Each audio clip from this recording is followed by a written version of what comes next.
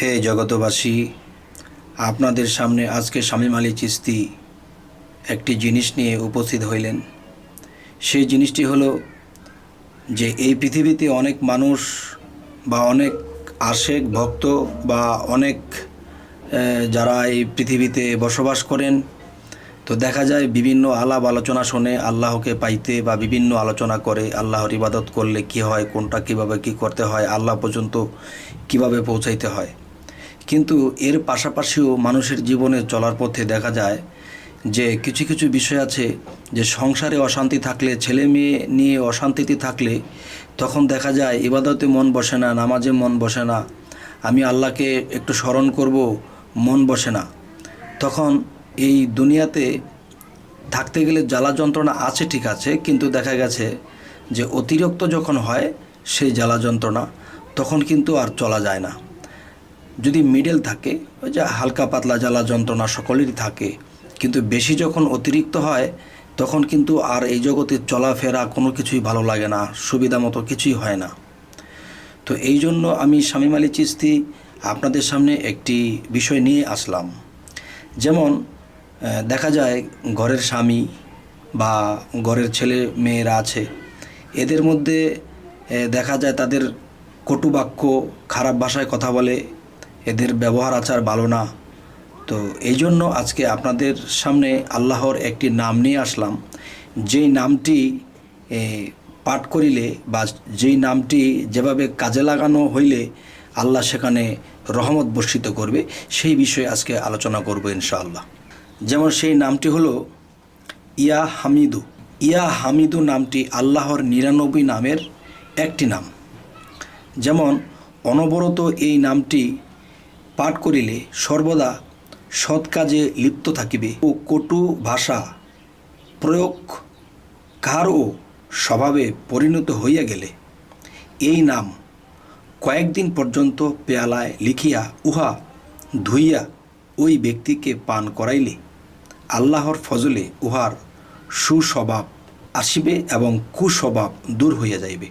হে জগতবাসী, এই কথাটি আমি আবার আপনাদের সামনে বলছি যে অনবরত এই নামটি পাঠ করিলে সর্বদা সৎ কাজে লিপ্ত থাকিবে, কুকথা এবং অশ্লীল ও কটু ভাষা প্রয়োগ কাহারও স্বভাবে পরিণত হইয়া গেলে এই নাম কয়েকদিন পর্যন্ত পেয়ালায় লিখিয়া বা গ্লাসে লিখিয়া বা বাটিতে লিখিয়া উহা ধুইয়া ওই ব্যক্তিকে পান করাইলে আল্লাহর ফজলে উহার কুস্বভাব দূর হইবে ইনশাআল্লাহ। এখন আপনাদের সামনে আরও একটি নাম নিয়ে বলছি, যে সেই নামটি হলো ইয়া শাহিদু।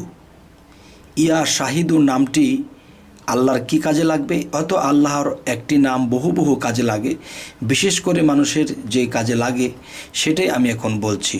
কাহারও অবাধ্য পুত্র কন্যাকে অনুগত ও বাধ্যগত করার জন্য প্রাতকালে উহাদের কপালের উপরে হাত রাখিয়া আকাশের দিকে দৃষ্টি করিয়া 21 বার এই নামটি পাঠ করিবে, আল্লাহর রহমতে অবশ্যই উদ্দেশ্য সফল হইবে। হে জগতবাসী, আমি এই কথাটি আবার বলছি, যেহেতু আপনারা লক্ষ্য করে শুনবেন। ইয়া শাহিদু নামটি কাহারও অবাধ্য পুত্র কন্যাকে অনুগত ও বাধ্য করার জন্য প্রাতকালে উহাদের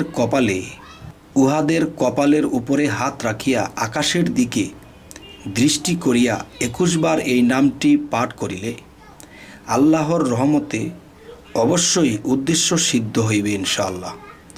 হে জগতবাসী, আল্লাহ এই পৃথিবী সৃষ্টি করেছেন এবং আমাদেরকে এই পৃথিবীতে আল্লাহ সৃষ্টি করে পাঠাইলেন, কিন্তু দেখা যায় জগতে চলার পথে কত ভেজাল, কত সমস্যা, কত বিপদাপদ, নিজের ছেলে মেয়েদেরকে নিয়ে সমস্যা, স্বামীকে নিয়ে সমস্যা। তো বিভিন্ন সমস্যার মধ্যে যখন মানুষ কাটায় তখন মানুষ আল্লাহর দিকে অগ্রসর হইতে পারে না, মন ঠিক থাকে না। তখন দেখা যায় দুনিয়াতে এলোমেলোভাবে আমাদের জীবন কাটে। তখন যে পৃথিবীতে আল্লাহ বলেছেন, যে একটি আয়াতে বলেছেন, ওয়াল্লাযী খালাকাল মাউতা ওয়াল হায়াতা লিয়াবলুওয়াকুম আইয়ুকুম আহসানু আমালা ওয়া হুয়াল আজিজুল গফুর, যে আল্লাহ বলতেছে যে আমি মানুষের মৃত্যু ও জীবন সৃষ্টি করিয়াছি পরীক্ষা করার জন্য, তোমাদের মধ্যে কে কর্মে উত্তম, তিনিই পরাক্রমশালী এবং ক্ষমাশীল। তাই বলবো, পরীক্ষা যদি মিডিয়াম সাইজে আমাদের চলে, বিভিন্ন ছোটোখাটো দুঃখ কষ্ট হয়, এতে আমরা চলতে পারি, সমস্যা নাই। যখন অতিরিক্ত হয়ে যায় তখন কিন্তু আমাদের আল্লাহর ইবাদত থেকে, বিভিন্ন কাজকর্ম থেকে, সমস্ত কিছু থেকেই মন নষ্ট হয়ে যায়। তাই আজ আপনাদেরকে যে আলোচনাটি করলাম, এই আলোচনাগুলো যদি আপনারা মানতে পারেন, ইনশাল্লাহ ইনশাল্লাহ আল্লাহর এই নামের গুণে ইনশাল্লাহ আল্লাহ ব্যবস্থা করে দেবেন, আমাদের দুর্দশা, আমাদের ঝামেলা মুক্ত করে দেবেন। তখন আমরা আল্লাহর ইবাদত করতে পারবো। তবে হ্যাঁ, যদি কারো এরকম হয় আর এটা করে যদি ফল লাভ করেন, তাহলে অবশ্যই আল্লাহর পথে থাকতে হবে, আল্লাহকে ডাকতে হবে। আরেকটি বিষয় হলো যে কোনো একটা উসিলায় মানুষে একটা কিছু পায়, একটা কিছু বুঝে, একটা সুবিধার পায়। যেমন আজকে আপনাদেরকে এই আলোচনাটি করলাম যে এই নামের উছিলায় এগুলা করার পরে যদি আপনারা উপকৃত হন, অবশ্যই আপনারা কি করবেন, যে কোনো গরিব মিসকিনকে সাহায্য সহযোগিতা করবেন বা ক্ষুধার্ত ব্যক্তিকে খাওয়াই দিবেন। এই কথাটা আমার পক্ষ থেকে রইল। তো সকলেই ভালো থাকবেন। আজ এ পর্যন্তই। আল্লাহ হাফিজ।